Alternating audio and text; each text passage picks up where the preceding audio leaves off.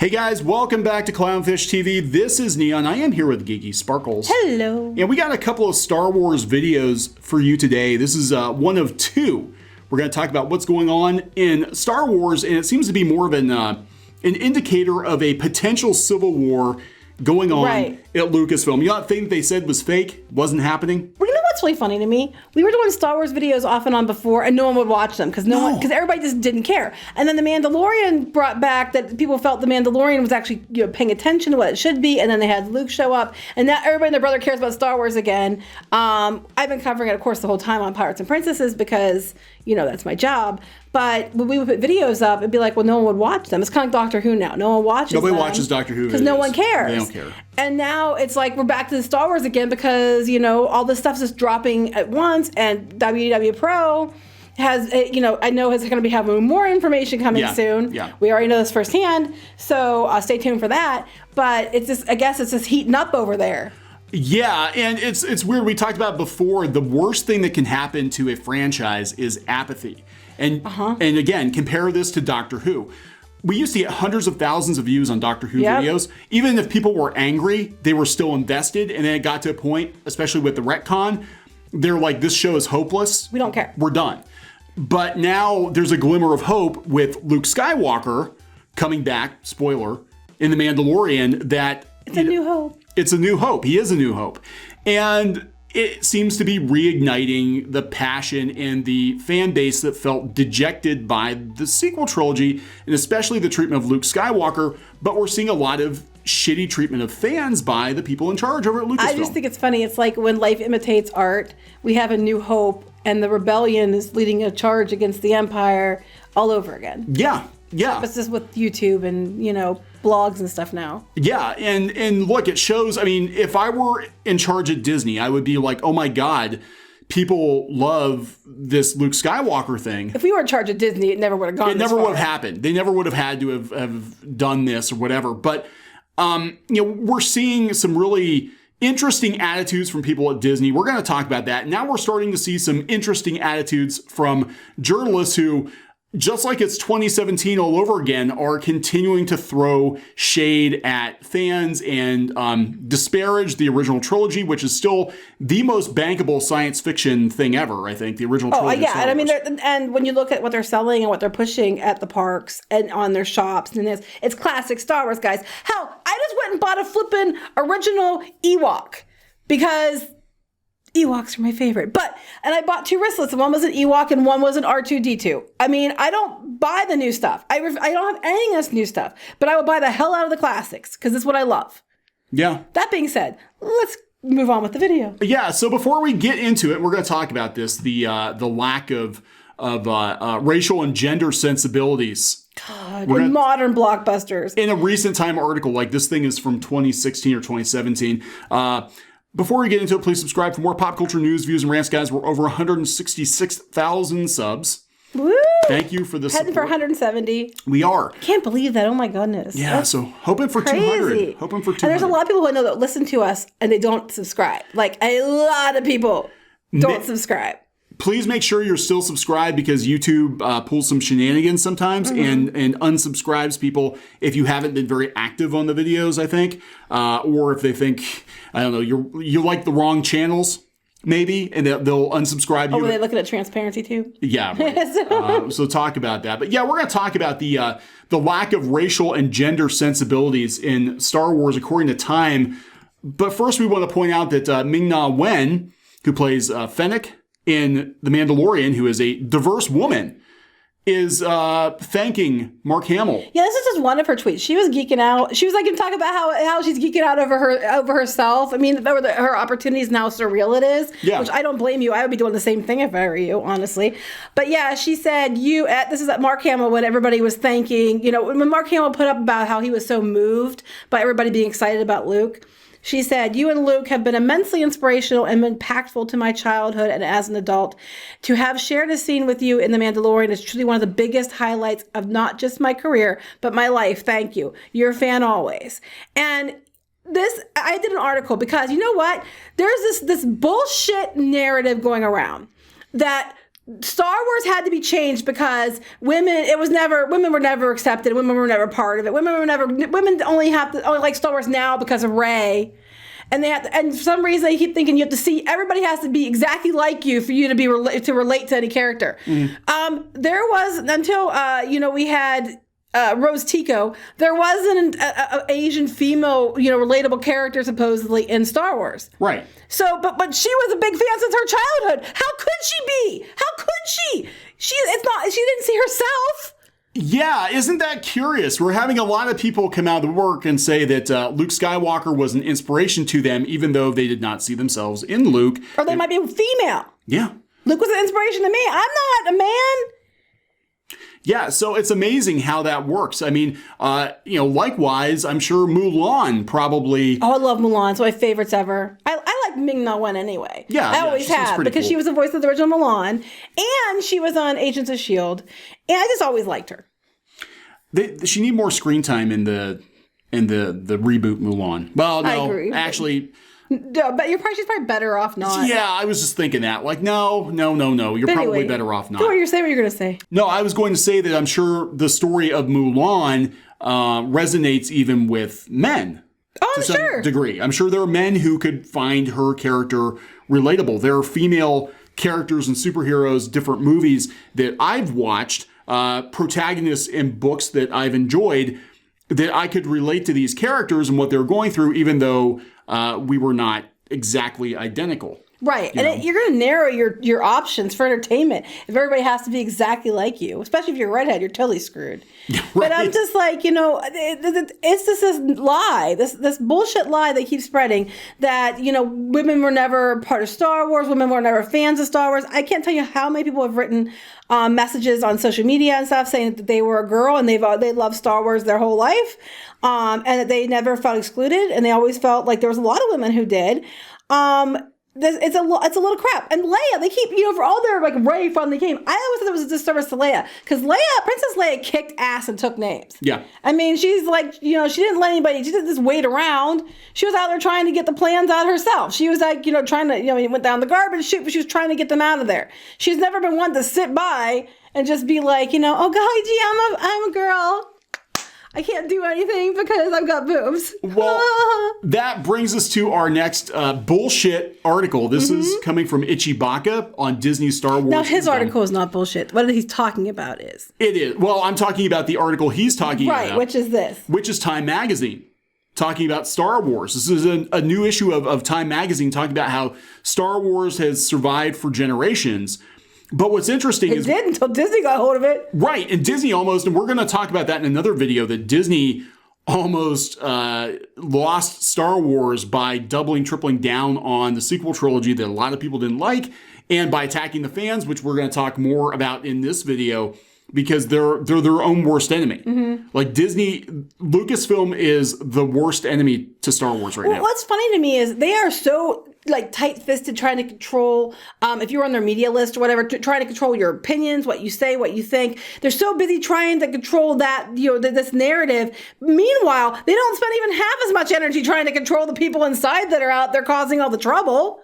Maybe you should focus more on that. Yeah, and this is again lends more credence to the rumor of there being a civil war at Lucasfilm, because it seems like we have two different groups of fans turned creators. We have the story group and Kathleen Kennedy, their group, and then we've got the old school fans like Filoni and Favreau who are trying to keep the feeling of Star Wars, the core of Star Wars going.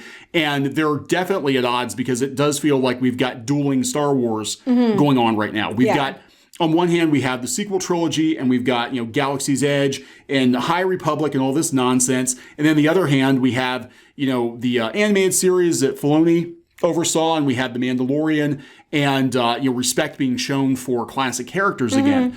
And it does seem like it is like dueling banjos here. There's a joke in there somewhere, but okay. But read this paragraph. This is such bullshit. Reading this paragraph. Okay, The Force Awakens. This is coming from Time Magazine, by the way. Time Magazine. I happen to check out the author, and she's a gender studies something. Yeah, that's all you need to know. Yeah. So it's about a particular narrative they're pushing. It's not about necessary fact. It's about their opinion. Yep. masquerading as news.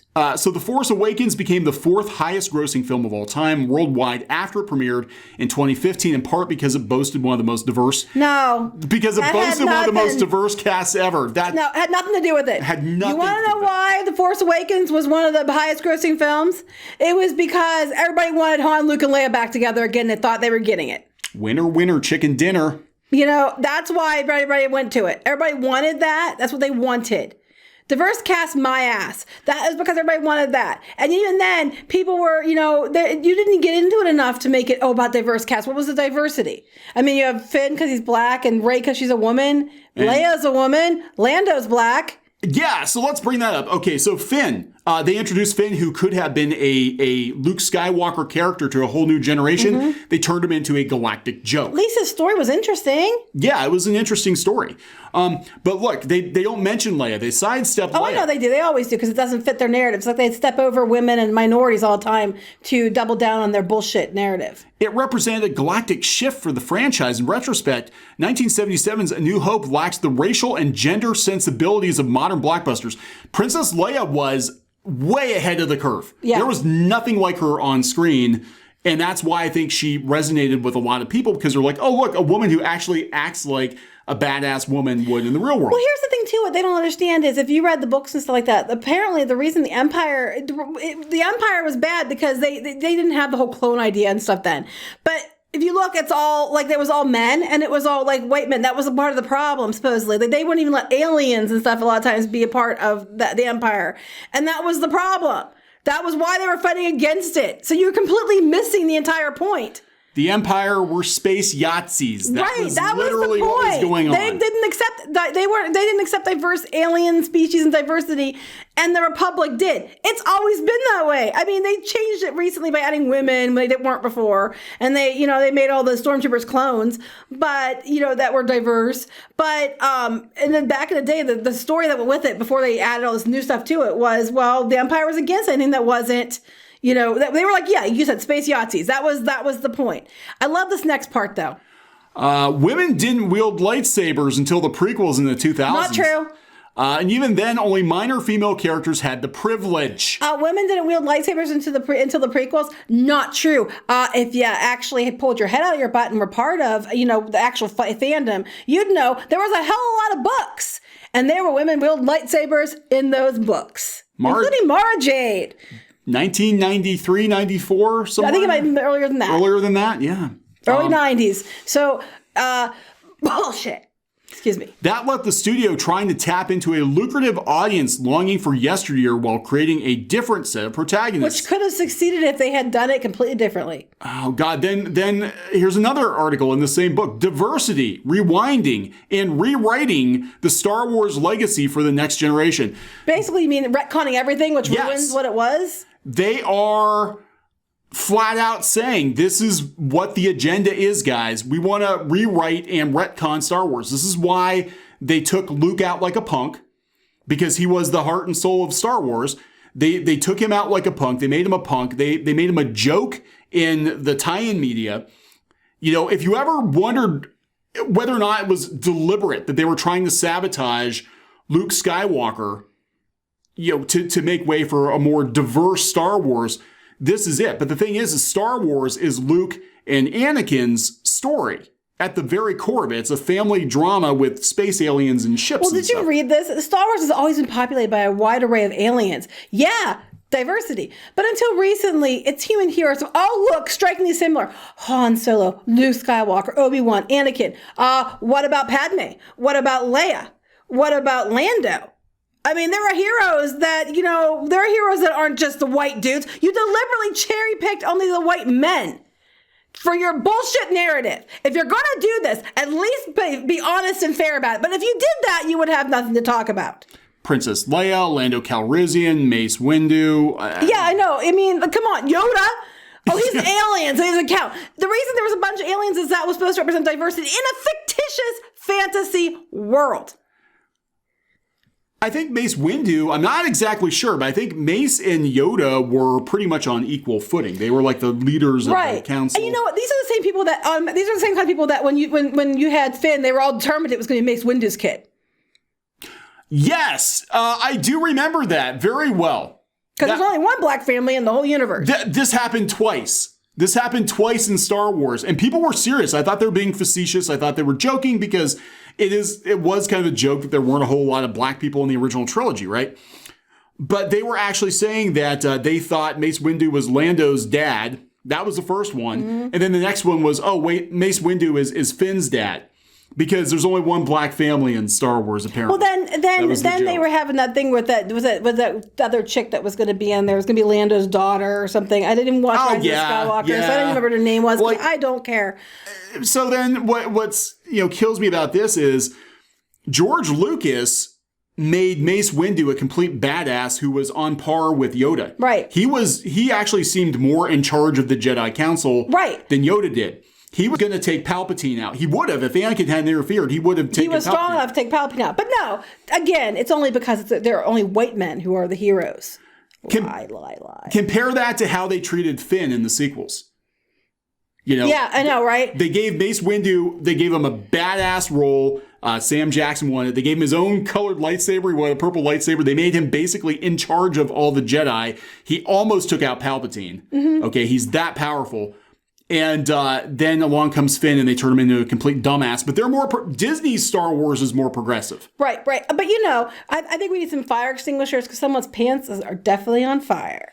Audience expectations have changed. Parents now demand diverse heroes for their kids. Actually, I'm a parent. No, I don't. I have no problem with diversity when done right, but I don't demand it. Does this person have kids? Probably not. They demand it. Global box office success can make or break a movie if you have diverse characters, unless they're black. And then you minimize then you shrink them down the poster. Again, this is a new story? This is one that was This is new. This is in freaking... Oh, my God. This is them.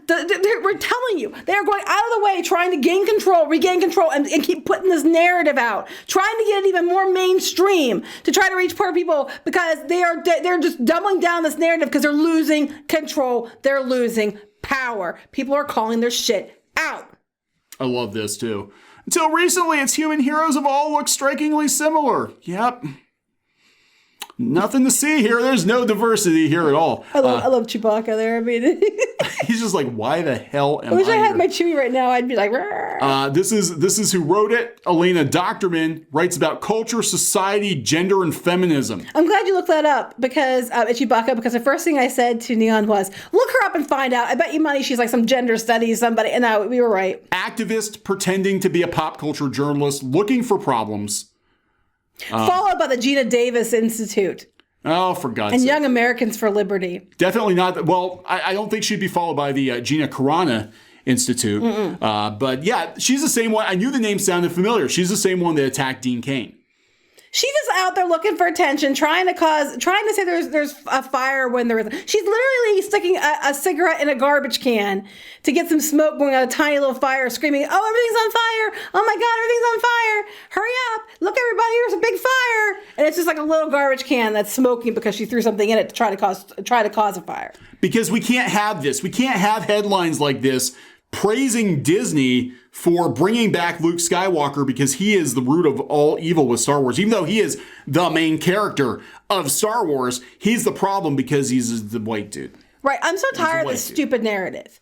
I mean, do we need diversity in things? Yes, but we've been saying that. But there's a difference between diversity that is done organically with good characters and good story, and diversity that's done just because you're yelling about diversity and writing articles like that one. That article right there, everything about that article was diversity as an agenda, as activism, which doesn't work. Nope. And I think people are starting to realize Disney, if you were smart, you would go where the money is. And they know, I mean, Hasbro got it. Hasbro pretty much stopped making sequel trilogy toys in favor of going back to original trilogy characters, Mandalorian characters, right. Baby Yoda. They know where the money is. We saw in The Mandalorian, the four girls kicking ass and taking names, and it was done well. I was going to say real quick, too, it's funny to me about this. How many people out there that aren't white, straight, or male? Do you see like a character in these new, in quotes, progressive, in quotes, movies and television shows? And it's more stereotyped than they were before. Or they're like, well, we're doing this for you. And it's some feminist, over-the-top woman, female character that you sit there and literally roll your eyes about because you're like, this is not how women act. Or they put some, different ethnicity in there and they're stereotyping the ethnicity. Or they're like, really trying to push double down activism that, the bestest, the greatest, or whatever. And you're sitting there rolling your eyes because it's so over the top, it's ridiculous. Or it's not somebody who's straight and they're doing that and they stereotype the hell out of them. Or they make them so, ridiculously whatever for agenda and check boxes that you roll your eyes because the representation is so far off, it's ridiculous. And you just want a good character. How many of you out there? I know I see it all the time with women. I'm just like, oh my God, I'm out. Captain Marvel, oh my God, I'm out. Yeah. I mean, because it was like you had a chance to do it right and you didn't, you pushed agenda and activism first. And now I just don't even want to watch it because it's stupid. So there do seem to be two camps at Lucasfilm. We've got the camp that loves Star Wars, loves classic Star Wars, wants to see Star Wars succeed financially again. And then we've got the activist crew. But here's the thing. Why do they keep thinking diversity and good story are mutually exclusive? They're not. For decades, they haven't been. They don't even, that's the thing. These pieces, they never mention whether or not the story is any good. It's like, oh, the story had XYZ kinds of people. You have to like it. And if you don't like it, even though we have XYZ kind of people, but they're awful characters, the story is shallow, it's, whatever, it doesn't make sense, you're not allowed to criticize because you just hate those kinds of people. Could Rey have been a good character if she had been not Mary Sue and they had had Luke and Han and Leia there to like pass the torch of her to her in a way that was more organic? It wasn't just to get rid of them. Probably. Could Rose Tico have been a good character if they hadn't just her and Holdo used them just to lower Finn and Poe to make sure those men knew their place and that you had to elevate these women for no reason other than the fact that they were to redeem these men who had no reason to suddenly be cowards and dicks. Other than the fact they were trying to artificially inflate these women. Could they be good characters? Yes. The storytelling, the way they were used was what was wrong, not the diversity part. But they don't look at that. They're just like, oh, because they happen to be this. It's because they're against women or they're racist. It's like, no, it's because they were dumbass characters that had no point other than to be a foil to characters you've already established as heroes. And you didn't like it. Yep. And they had boobs. Boobs. And as a woman, it's insulting. Boobs are problematic. My boobs aren't problematic. No, they're not. So we're seeing the sour grapes right now. Of course, the big one was Pablo Hidalgo, story group guy who's like the archivist over at Lucasfilm, mocking Star Wars Theory with almost 3 million subs on YouTube, mocking him for crying at the return of Luke Skywalker, his childhood hero. Not a good look for somebody who's supposed to be about the brand of Star Wars to mock fans. No. So we're seeing the cracks now. Now that it's not even cracks. They're just trying to desperately try to reel it all back in and regain control. Yeah, that's exactly it. Because what's going on is look at the reaction to Luke Skywalker returning compared to The Last Jedi, compared to The Rise of Skywalker, compared to The High Republic, which looks like a dumpster fire. Look at the reaction that just bringing Luke Skywalker back as people wanted him to be got from the fandom. It got people back on board with Star Wars. Now, I know they're going to pull the rug out from underneath us. They always do. But it was a good Well, there's people start. like pro and us putting up a fight, but, it is what it is. And then all these people want to call out stuff and they hurry up and make their accounts private. Yeah. Like the cowards they are. Well, yeah. And again, Ichibaka, who's been calling it out for years, is pointing out that, some Lucasfilm contractors are they're attacking Gina Carano. And I don't think it's just about Gina Carano. I mean, you can not like somebody's political stance or whatever, even though Pedro Pascal, Pablo Hidalgo probably doesn't like her either. Pedro Pascal, has supported her. Ming-Na Wen has supported her. They all seem to like adults get along. They seem to get along. Like real grown-ups behave. Right. And, but it does seem that there are more people in and around Lucasfilm that are having fundamental problems with the popularity of The Mandalorian. It does feel on some level like The Mandalorian was sort of a side project that wasn't supposed to blow up maybe the way that it did. And it sure as hell wasn't supposed to turn the tide and bring fans back that were really put off by the sequel trilogy. Now, Disney, being bean counters that they are probably looking at this like, hey, Kathy, those sequels you did and that financial, shit show that we had to deal with for years and the PR. Yeah, hey, The Mandalorian, people like that. And they like Luke Skywalker and they like Boba Fett. Let's do more of this. And she probably has some ridiculous reason as to why. I don't know. We need more gender. Let's call up my friends at Time. We need more diversity and gender studies. I was looking at that last tweet that you had up a minute ago, with the one that he had, and then someone had said, I don't necessarily agree, but I can appreciate how she rocks. And a couple of funny level-headed tweets that make up for constant spreading of misinformation, conspiracy theories, and outright supports of bigots. I want to say this about Paul. Here's the thing, Paul. There has been bigotry, there have been conspiracy theories and misinformation on the far left as well. It happens. It's on the right and the left at the end of the day. Yeah. I bet you money that you help spread some of that.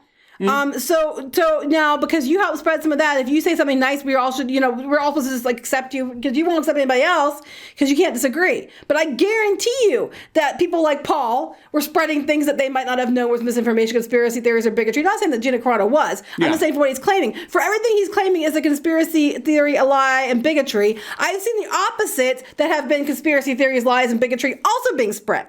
So, potato, two sides of the same coin there, dude. You know what? I guarantee you that you have done the same thing yourself. So, just understand that you disagree, and you're allowed to disagree because it's a big world and this is America and you're allowed to have your own opinions, contrary to what people like you on Twitter say. That's true. And me saying that doesn't mean that I am an alt-right Yahtzee, nor does it mean I support Trump. That is also true. Yeah. So, look, they're starting to come out of the woodwork now. A lot of Lucasfilm affiliated people are coming out. Yeah, because they're doubling down trying to gain control. Yes, because they lost it. Basically, Luke Skywalker came in and with a 7-minute sequence or something like that. Wasn't even that long, I don't think. Undid so much bad will, so much damage to this franchise. Disney can't ignore this. But yeah, to have Lucasfilm people go out there and make variety, by the way. Pablo Hidalgo's pissy thing he did on Twitter to Star Wars Theory wound up making variety. Disney's not going to ignore that. No. They're going to look at the numbers and be like, if they put out a brand new Luke Skywalker figure as he looked like in The Mandalorian with the baby Grogu, they'd sell the shit out of it. Oh, I'm sure they would. They would sell the shit out of it. Pack them with an X-Wing. And if nothing else, the market has spoken. You see what people want. And it's not just the alt-right, straight white male, man, baby, blah, blah, blah, blah, blah lie.